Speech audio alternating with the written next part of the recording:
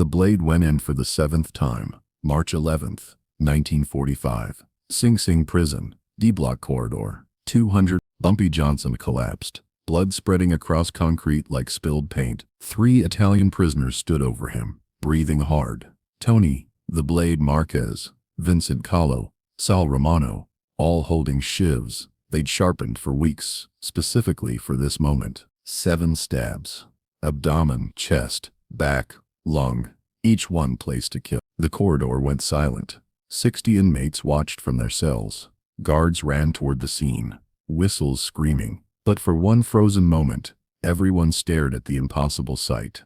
Harlem's king lying in a pool of his own blood. Tony leaned down, whispered in Bumpy's ear, "Luciano sends his regards. Harlem's ours now." Bumpy's eyes were open, still conscious. His lips moved, trying to form words, but only blood came out. A horrible gurgling sound that made hardened criminals look away. Tony laughed, wiped his shiv on his prison pants. "He's finished. Let's go." The 3 Italians walked away with calm confidence. They'd just murdered Harlem's king in front of 60 witnesses. They had no idea they'd made the worst mistake of their lives. These weren't random prison thugs. They were professional assassins, made men in the Luciano crime family. Tony, the Blade Marquez, was the leader. 34 years old, serving 15 years for armed robbery. Inside Sing Sing, Tony was royalty. He'd killed 2 men in prison. Both ruled self-defense, because the Italian mob owned enough guards to ensure Tony's story was always believed. Vincent Callo was the muscle 6'3", 240 pounds of pure violence. Former heavyweight boxer, serving 20 years for manslaughter. He'd hospitalized 7 inmates in 3 years. Nobody messed with Vincent. Sal Romano was the quiet planner, doing 12 years for extortion. He worked in the prison laundry, studied routines, identified the perfect moment to strike, when Tony and Vincent needed a third man they could trust. Sal was the obvious choice. These were professional killers with mob protection, and they just stabbed Bumpy Johnson 7 times with surgical precision. There was just one critical error. They'd assumed 7 stabs would be enough. Bumpy had been walking from the prison library back to his cell at 2:15 p.m., shift change time when corridors were full of inmates, but temporarily light on guards. He was carrying 3 books under his arm: Shakespeare's Hamlet, Sun Tzu's Art of War, and a biography of Frederick Douglass. Even in prison, Bumpy never stopped educating himself. Knowledge was power, and power was survival. Tony stepped out from the blind spot near the stairwell. Vincent and Sal flanked him perfectly, 3 men blocking Bumpy's path in a coordinated ambush that had been planned and rehearsed for weeks. Nobody helped. This was prison justice, brutal, final and absolute. Interfering would only get you killed alongside the target. "You know why we're here," Tony said, pulling out his shiv. The handmade blade caught the weak afternoon light filtering through barred windows. Bumpy's voice was quiet, almost conversational. "Luciano's scared of a man in a cage. Luciano's smart. You're a problem, so we're solving it." They didn't give Bumpy a chance to fight back or negotiate. This wasn't about honor or respect. This was strictly business, mob business, the kind that ended in blood. Vincent grabbed Bumpy from behind, his massive arms pinning Bumpy's shoulders. Sal moved in from the side, blocking any escape route. Tony came straight forward with the killing blade. First stab, abdomen, angled upward toward vital organs. Second, chest, seeking the heart. Third, back between ribs, toward the lungs. Bumpy went to his knees, his books scattering across the concrete floor. Fourth stab, shoulder, severing muscle and tendon. Fifth, side, puncturing what they hoped was kidney area. Sixth, back again, deeper this time. Bumpy collapsed forward onto the cold concrete. Tony delivered the 7th and final stab, right into Bumpy's back, angled toward the lung with lethal precision. "Harlem's ours now," he whispered, then stood up and wiped his blade clean. The 3 killers walked away calmly, disappearing into the maze of corridors and stairwells, confident they'd completed their mission successfully. Luciano would be pleased. The Italians would finally control Harlem's numbers racket. Bumpy Johnson was finished, or so they thought. Guards reached Bumpy within seconds, hands shaking as they checked for life.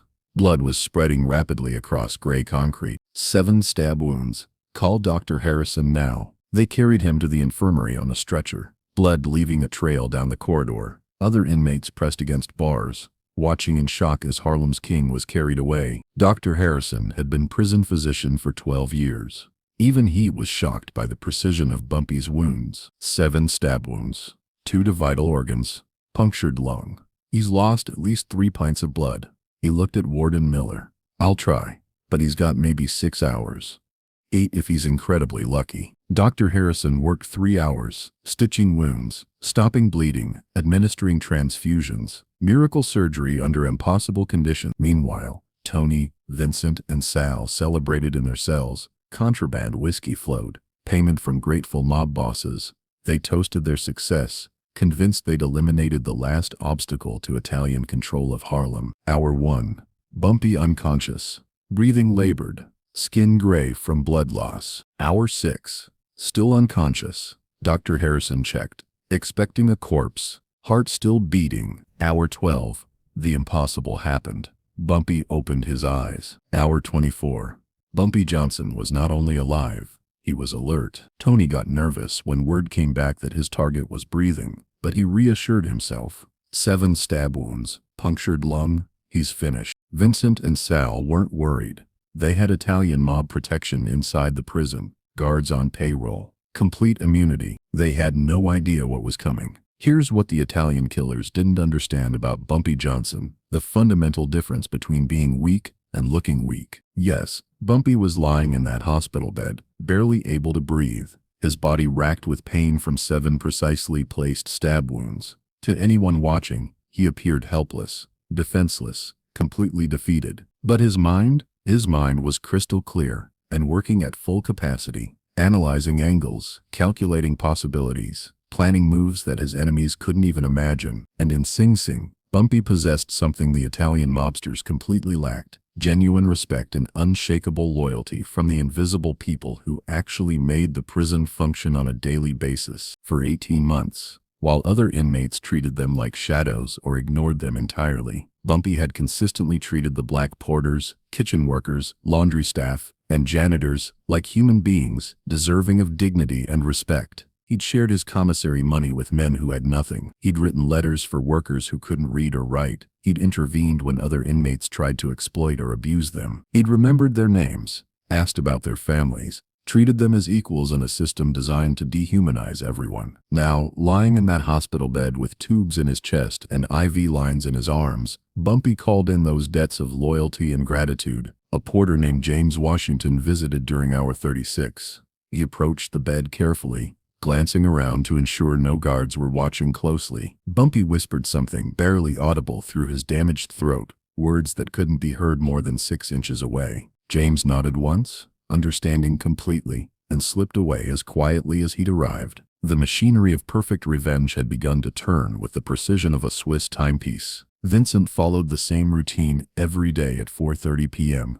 climbing metal stairs from the mess hall to the 3rd tier. He'd walked those stairs thousands of times over 3 years. But on March 14th, exactly 72 hours after stabbing Bumpy, something was different. As Vincent reached step 12, his foot hit something slick. Industrial grease, spread across 3 steps in a thin, invisible layer, applied with precision by someone who knew exactly where a man Vincent's size would place his feet. Vincent's 240-pound frame suddenly had no traction. His feet shot out from under him. What happened next was physics. Mass times velocity equals devastating impact. Vincent tumbled down 20 metal stairs, his body hitting every steel edge. The sound echoed through the entire cell block, like thunder. Then, silence. Then screaming. Guards found a former boxer, twisted into an impossible position, legs bent at angles human legs were never meant to achieve. "I can't feel my legs. I can't feel my legs." Dr. Harrison took one look and knew.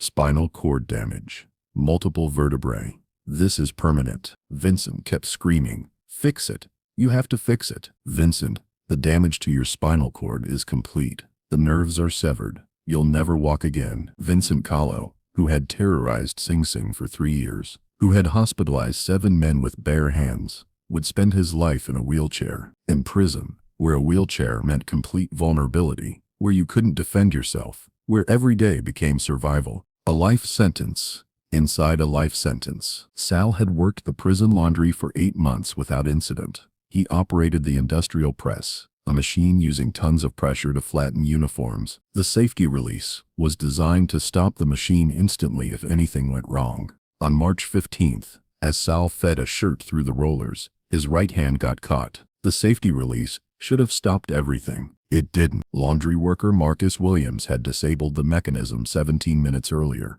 just long enough for Sal's shift, precise enough to seem accidental. The rollers kept grinding, kept crushing. The sound was wet, crunching bone and sinew under industrial pressure. Guards shut down the machine, but seconds had passed. What remained of Sal's hand looked like ground meat mixed with bone fragments. Dr. Harrison examined the damage. Too extensive. We need to amputate immediately. Just the hand? Sal asked through tears. I'll try, but if infection sets in? 3 days later, gangrene spread up Sal's arm, black flesh creeping toward his shoulder. Dr. Harrison made the call. We have to amputate at the shoulder. Sal Romano woke up with one arm. In prison, where you needed 2 hands to survive, he was helpless. Every task became struggle. Every day became reminder of his vulnerability. Tony ate the same breakfast every morning. Oatmeal, coffee, toast. Prison routine was sacred. On March 16th, as he took his 3rd spoonful, something went wrong. The oatmeal went down the wrong pipe. At first, it seemed minor. Tony coughed, tried to clear his airway. Instead, it got worse. The thick oatmeal formed a plug in his windpipe, blocking all airflow. Tony's face turned red as he clawed at his throat. Guards knew the Heimlich maneuver. They'd dealt with choking before. One guard grabbed Tony, positioned correctly, thrust upward. Nothing. Another thrust. Another. The technique that had saved dozens of lives. Nothing. Tony collapsed, face purple, eyes bulging. Guards tried again. 4, 5, 6 times. Finally, the blockage cleared. Tony gasped desperately and collapsed, but his heart had stopped. Dr. Harrison began CPR immediately. 1 minute without oxygen. 2, 3, 4. The human brain can't survive more than 4 minutes without permanent damage. Tony's heart restarted, but when Dr. Harrison checked responses, the truth was clear. His body is alive, he told the warden quietly. But his brain, 4 minutes without oxygen. The damage is permanent. Tony, the blade Marquez, was breathing, his heart beating, but nobody was home. Brain death. Permanent vegetative state. His eyes were open, but saw nothing. His mouth moved, but spoke nothing. He couldn't think, understand, or recognize anything. They put him in a wheelchair, fed him through a tube, changed his clothes when he soiled himself. Every day they wheeled him to the mess hall. Every inmate could see him. Tony the Blade, the assassin who tried to kill Bumpy Johnson, now drooling like a baby, staring at nothing with vacant eyes. A living corpse, a breathing reminder of what happens when you fail to kill Bumpy Johnson. Hour 72. Warden Miller walked into the infirmary. Bumpy Johnson was sitting up in bed, alert, reading a book, still bandaged, but very much alive and recovering. Johnson, I need to talk to you. Bumpy looked up. Good morning, Warden. 3 men, the same 3 who stabbed you. Vincent Callo, paralyzed for life. Sal Romano, lost his entire arm. Tony Marquez, brain dead. Vegetable, all within 72 hours. Terrible news, Warden. Prison can be dangerous. So many accidents. You orchestrated this. Warden, I've been in this bed for 3 days, barely alive after 7 stab wounds. How could I orchestrate anything? I know you did this. I can't prove it, but I know. Bumpy set down his book. Let me tell you something about what happened. Those 3 men stabbed me 7 times in front of 60 witnesses. They tried to murder me as a message to every black inmate. He paused. The worst part wasn't the pain or blood loss. It was lying there knowing they thought they'd won. Another pause. But they made one error. They assumed 7 stabs was enough. They assumed I'd die. They assumed wrong. Bumpy's voice dropped to a whisper. Now Vincent will never walk again, helpless in an environment where weakness equals death. Sal will never use his right arm, defenseless where you need both hands to survive. And Tony, his body lives, but everything that made him Tony is gone. He'll spend 20 years being wheeled around like furniture, drooling, while everyone remembers what happens when you try to kill Bumpy Johnson and fail. The warden stared. You destroyed 3 human beings. I didn't do anything, but if I had, I'd say this. They tried to take my life. I didn't take theirs. I took something worse. Their dignity, strength, future, death, would have been mercy. What they got, that's justice. Tony lived 17 more years in that wheelchair, fed through a tube, staring at nothing.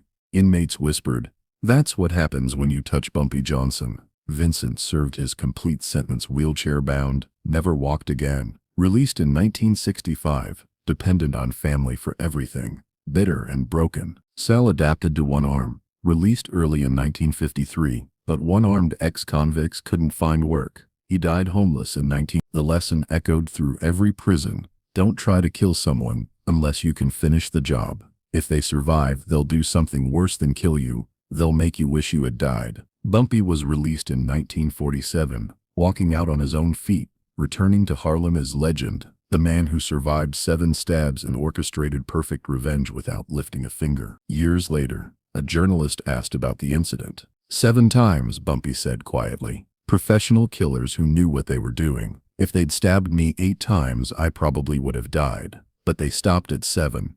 That was their mistake. What happened to them was brutal.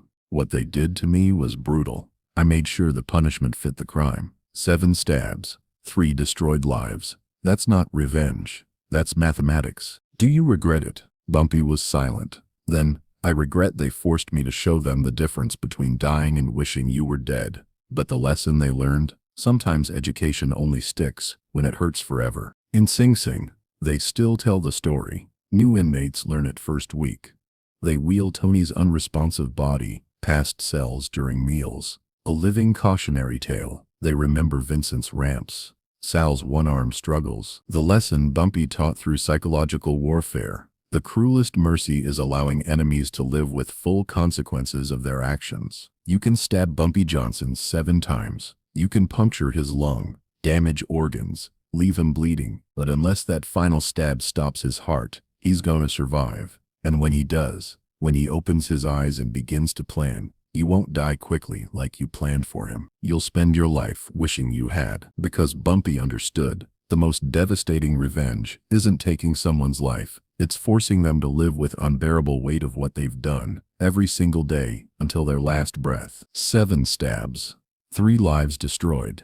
Perfect mathematical justice, administered by a man who never left his hospital bed. That's why they called Bumpy Johnson the most dangerous man alive. Not because he could kill you, but because he could create a fate worse than death. And he'd deny you even the mercy of a quick end. If this story of impossible survival and perfect psychological revenge moved you, smash that subscribe button. We're telling Bumpy Johnson stories about consequences that echo through eternity, about justice that haunts forever. Drop a comment. Was this justice, or did Bumpy go too far? Hit that notification bell, because next week we're bringing you how Bumpy secretly saved Nat King Cole from racist assassins without the singer ever knowing. Remember, Harlem didn't need superheroes. They had Bumpy Johnson, and Bumpy taught the world that sometimes the most profound mercy is forcing people to live with the full weight of their choices forever. Prison revenge isn't about getting even. It's about making sure the lesson lasts forever.